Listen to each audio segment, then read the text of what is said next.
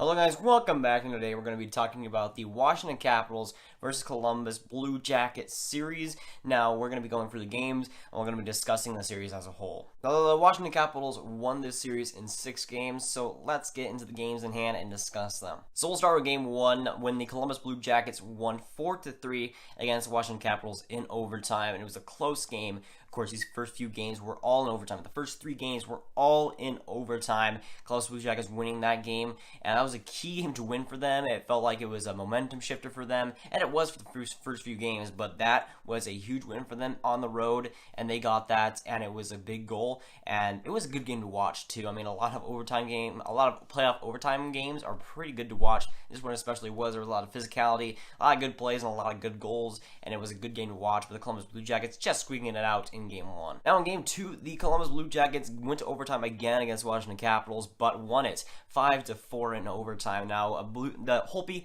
was subbed in this game. Graviteh I have no idea why he was I think Holtby might have had an injury or something. I can't remember, but Graviteh started the first 2 games. Holtby was subbed in for that second game. I think he allowed a goal or 2. I think he will allow that overtime goal, but that was it. But he still played decent. But the Blue Jackets just squeaking it past the Capitals again in overtime. 2 overtime games, 2 overtime losses for the Capitals, but the Blue Jackets able to squeak both games on the road, and that was huge for them, but it wouldn't end up being, the rest of it wouldn't end up being good for them, but for those 2 games, those especially, were looking very good for them. Then they go on to game 3, where the Capitals start that game on the road in Columbus, but the Capitals edge it out 3-2 in overtime, another overtime game. The first 3 games, of course, being going over in overtime, and all 3, the road team won, and that was a very interesting series, at least from this standpoint. A lot of the road team won a lot of these games. It didn't seem like the home ice advantage was too big for the teams, but for this game, the Capitals were able to sink it out. Holtby was amazing, especially in overtime. He made quite a few great saves.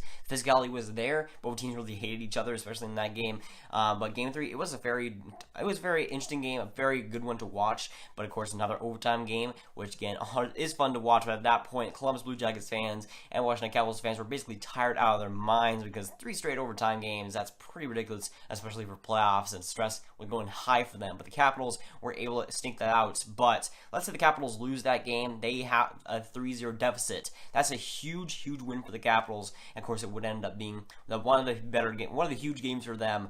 But let's say the Capitals lost that game, for sure Columbus probably would have kept that lead and got to the second round. I feel like that game, if Washington lost it, would have been a ball breaker for them. I don't think that they would have gone back. So winning that game 3 was especially huge for them. And then in game 4, the game still in Columbus, the Washington Capitals were able to beat them 4-1. It was a big win for Capitals as they tied the series there, but they had a huge performance, a lot of key goals by big guys, and they were able to get out the win. And it wasn't very close for a lot of it. I mean, it was a 4-1 victory, but again, it was a big gap for the longest time there. But the Capitals were able to get it out. And Holtby, again, fantastic game for him. Wasn't too much on the physicality side, but again, Holtby was amazing, especially in that game. Only 1 goal given up, and for the Blue Jackets, you're starting to see this trend. And for the rest of the series, they would allow at least 3 goals on the Washington Capitals. They'd give the Washington Capitals at least 3 goals. That's a scary thing going into next year. That Columbus Blue Jackets, for their defense, it's looking pretty worrying. Bobrovsky wasn't helping them too much. Then on to game 5, the Washington Capitals are back at home, and they are able to win 4-3 in overtime, and the home team finally wins a game for once. But that game, of course, another overtime. 4 overtime games in one playoff series out of 6 games. That's just crazy. That stress level must have been high for those fans, because, man, 4 overtime games. I couldn't even imagine. But another overtime game, the Capitals are able to squeak it out. Unlike the Columbus Blue Jackets, they're able to actually win overtime games. But this game was a huge one for Washington. They took the 3-2 lead and went into Columbus with that 3-2 lead and would eventually end up winning. No spoilers though. But in game 6, Blue Jackets lost 6-3. But for that game 6, it was a 6-3 victory, but it was close for a long time. It went back and forth. I think they had like a 2, then it was a 2-3, and then it was 3-3, and then it was 4-3. There was a lot of times where that game was close. It was going back and forth, but the Capitals were able to just squeak it out.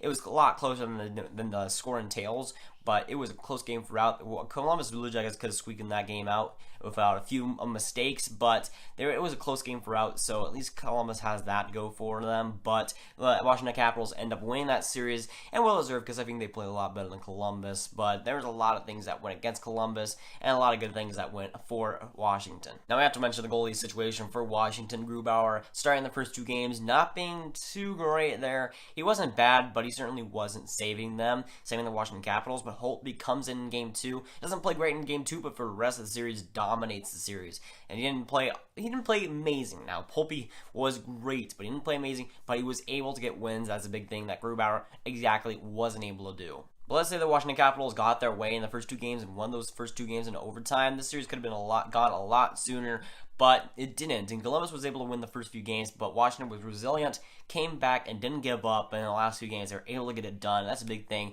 Washington Capitals didn't give up. They never went off track, and they were able to get back in the series, just get an inch and nudge back into the series, and they were able to get it done. That's a big thing. Columbus just kind of choked it away, kind of just let the Washington Capitals get it, and they had that early series lead, but wasn't able to keep it. It was just a big thing that the Washington Capitals were able to be resilient and get back in it. Now, I do believe that Bobrovsky was good in this series, but he wasn't fantastic, and the Columbus Blue Jackets needed fantastic play out of him. In the first 2 games, they got the offense, but after that, the defense kind of gave up, and after that, they needed Bobrovsky to be fantastic for them, and he just was not that. He was good, he was okay, but he was not the goaltender that they needed him to be to get past Washington Capitals. Now, Bobrovsky, I don't think that they should put the blame on him, but he wasn't the goalie that he was pegged to be in the regular season, and he wasn't Vezina level in the playoffs. And Columbus's defense, it wasn't great either. It wasn't horrendous, but they gave up a lot of goals again. They allowed at least 3 goals for each game in the series. They weren't what they needed to be. Columbus needed to be fantastic against Washington Capitals to win,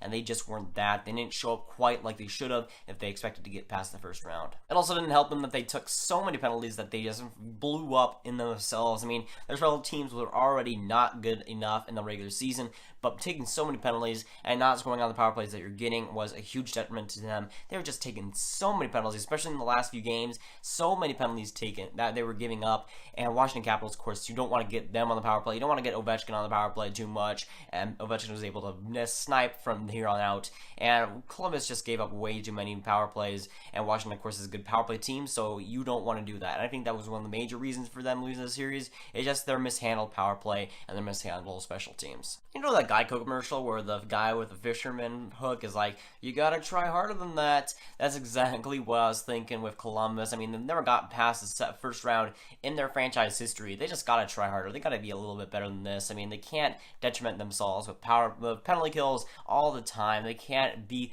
weak, and they gotta show up in the playoffs sometime. I mean, they just haven't done that in their franchise history, and it's sad because I wish they would actually do it for once.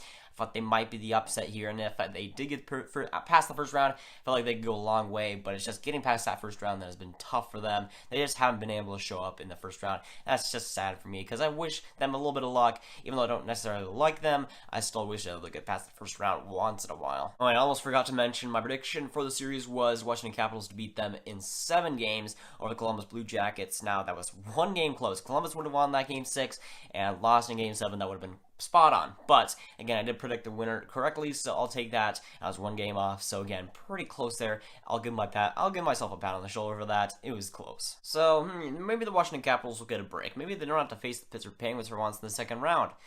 Yeah, I have some bad news for you. The Washington Capitals will face the Pittsburgh Penguins for their 3rd straight year in a row. Just ridiculous. And I think the past 2 have gone to Pittsburgh, of course. So it's going to be a tough matchup for Washington. But I'm going to go out on a limb. And even though I don't remember what my prediction was, I think I predicted this exact series. But I do still believe Washington will get past Pittsburgh this time. Now, that's going on a limb, of course. Past history hasn't been too kind to Washington. But I think that this year, there's something else in this Washington team that I think they're going to get past. And they're going to be determined as ever to get past the Pittsburgh Penguins. Now, that's just going off a limb, but I'm just predicting it because I want to be something different. Now I have a few reasons for this. Pittsburgh, even though he looked good in the first round, I don't think that they looked quite as dominant as they did in the years past. The last 2 years where they won the cup, I think their defense is pretty suspect. Murray isn't playing like the Murray that he has in the last couple of years where he was dominant. The offense is still great, but I think there's a lot more holes on Pittsburgh than there was in years past. I think that Washington knows that, and they're going to try and attack that as much as they can. I think they'll just squeak out Pittsburgh. I think they'll be able to win there. But again, saying that it's going to be a tough series for Washington again, and Pittsburgh always has a clutch factor, so we'll see what happens there. But I think Washington will be able to expose Pittsburgh's holes. I think that Washington will be able to get past them. Of course, right after I say that, Pittsburgh is probably going to beat the Washington Capitals, because once I say that Washington Capitals, this is their year, right? The Pittsburgh Penguins always crush everybody's hopes and dreams, and basically that's what they do all the time. But you gotta believe, man. You gotta believe in the Capitals this time. So that's going to, guys. Like, subscribe, do not ring that bell if you haven't. Tell me down below what you thought of this series, what you think of the Washington Capitals versus the Pittsburgh Penguins series coming up, and I'll see you guys later. Goodbye.